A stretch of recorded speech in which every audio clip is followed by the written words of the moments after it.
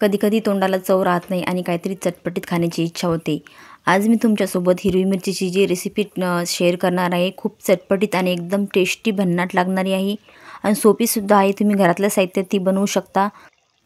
तुम्हाला जर चटपटीत आणि मसालेदार खाण्याची इच्छा झाली तर तुम्ही ही रेसिपी ट्राय करू शकता किंवा वरण भात केला तेव्हा तुम्ही तोंडी लावण्यासाठी याचा उत्तम पर्याय अशी ही रेसिपी आहे मंडळी। आणि चला कशी बनवायची आहे ते बघूया आपण जी भाजीला हिरवी मिरची वापरतो ती घेतलेली आहे, स्वच्छ धुवून आणि पुसून सुद्धा घेतलेली आहे। आता याची आपण देठं काढून घेऊया सर्व आणि कापून घ्यायची आहे आपल्याला। अशा प्रकारे कट करून घेऊया सर्व मिरची। तुम्हाला हवी त्या आकारात तुम्ही कट करून घेऊ शकता। मी अशी कट करून घेत आहे म्हणजे ती लवकर शिजते, झटपट आपली रेसिपी तयार होते। आता ही मिरची सर्व मी कापून घेतलेली आहे।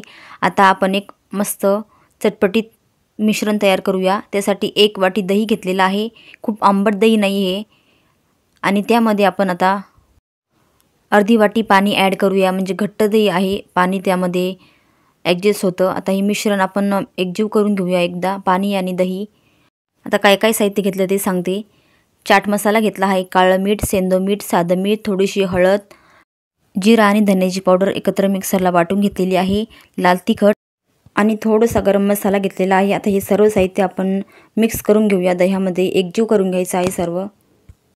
चाट मसाला नसेल तर तुम्ही आमचूर पावडर सुद्धा यामध्ये वापरू शकता। आता अशा पद्धतीने आपण मिक्स करून घेऊया, म्हणजे सर्व साहित्य छान असं एकजीव होतं आणि आपल्या रेसिपीला एकदम वेगळी अशी चव येते, भन्नाट। आता हे आपण साईडला ठेवून देऊया मिक्स झाल्यानंतर। आणि इकडे कढई ठेवली आहे गरम करायला, त्यामध्ये आपण तेल टाकून घेऊया।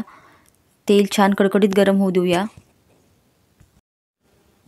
तेल छान गरम झालेलं आहे। आता त्यामध्ये आपण मोहरी टाकून घेऊ।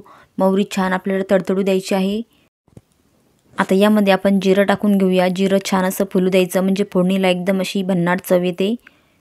मोहरी छान तडतडली तुम्ही पाहू शकता। आणि आता जिरं टाकून घेऊया, मस्त फुललं आहे जिरं। आता यामध्ये आपण जी कट करून घेतलेली मिरची आहे ती सुद्धा सर्व यामध्ये टाकायची आहे आणि तेलामध्ये छान अशी फ्राय होऊ द्यायची आहे 3 ते 4 मिनिटे। आधी मिक्स करून घेऊया मस्त आणि यावरती झाकण ठेवूया आपण, म्हणजे छान अशी नरम होते आणि चवसुद्धा छान लागते। आणि 2 ते 3 मिनिटांनंतर पाहू शकता मस्त अशी मिरची थोडीशी नरम झालेली आहे। अशा पद्धतीने एकदा मिक्स करूया। लो फ्लेमवरच आपण ही प्रोसेस करायची आणि यावरती पुन्हा मी 1 मिनिट झाकण ठेवते, अजून थोडीशी नरम होऊ देऊया। आणि 1 मिनिटानंतर तुम्ही पाहू शकता छान अशी नरम झाली अजून, म्हणजे 3 ते 4 मिनिटे याला वेळ लागला आपल्याला नरम होण्यासाठी। आता आपण जे मिश्रण एकत्र केलं होतं दह्याचं ते यामध्ये टाकून द्यायचं आहे सर्व आणि मिक्स करायचं आहे।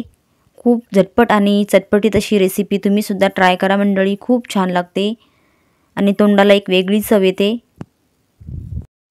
आता यामध्ये थोडंसं आपण पाणीसुद्धा ॲड करूया। त्या भांड्याला थोडंसं मिश्रण राहिलेलं आहे ते सुद्धा यामध्ये सर्व पाण्यामध्ये जाईल आणि आपलं मिश्रण अजिबात वाया जाणार नाही। आता पुन्हा मिक्स करायचं आहे आणि आपल्याला शिजून घ्यायचं आहे, म्हणजे मिरचीमध्ये पूर्ण याचा स्वाद उतरतो आणि एकदम छान अशी आपली ही रेसिपी तयार होते मंडळी। आता आपण यावरती झाकण ठेवूया आणि हे शिजून घेऊया। आणि झाकण उघडून बघू शकता तुम्ही किती छान अशी शिजली गेलेली आहे। आपण आधी शिजून घेतली त्यामुळे जास्त वेळ लागला नाही आपल्याला शिजून घेण्यासाठी। पूर्ण रेसिपीसाठी मला 10 मिनिटे वेळ लागलेला आहे। खूप अशी भन्नाट लागते मंडळी।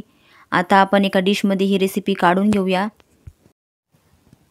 अशी चटपटीत रेसिपी असल्यानंतर तुम्हाला भाजीची सुद्धा गरज लागणार नाही, अशी इतकी चांगली आणि चविष्ट अशी रेसिपी लागते मंडळी। आता एका डिशमध्ये मी काढून घेते ही रेसिपी।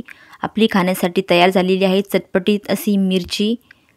तुम्हालाही आजची रेसिपी कशी वाटली मंडळी कमेंट करून सांगा आणि चॅनलवर पहिल्यांदा आला असाल तर चॅनलला सबस्क्राईब करून ठेवा आणि त्या शेजारी बेल आयकॉन दाबून ऑलवर क्लिक करा, म्हणजे मी जेव्हा कधी व्हिडिओ टाकेल तेव्हा तुमच्यापर्यंत रेसिपीचे अपडेट येईल, तुमची एकही रेसिपी मिस होणार नाही। असे छान छान रेसिपी तुमच्यापर्यंत येतील। तुम्ही पाहू शकता दिसायला जेवढी छान झाली आहे तेवढीच खायला एकदम अशी एक नंबर लागते मंडळी। आणि रेसिपी आवडली असेल तर एक लाईकसुद्धा करा। आजची रेसिपी शेवटपर्यंत पाहिल्याबद्दल तुमचे मनापासून खूप खूप धन्यवाद मंडळी। भेटूया अशाच मस्त छान चटपटीत झणझणीत भन्नाट रेसिपीमध्ये। तोपर्यंत बाय बाय मंडळी।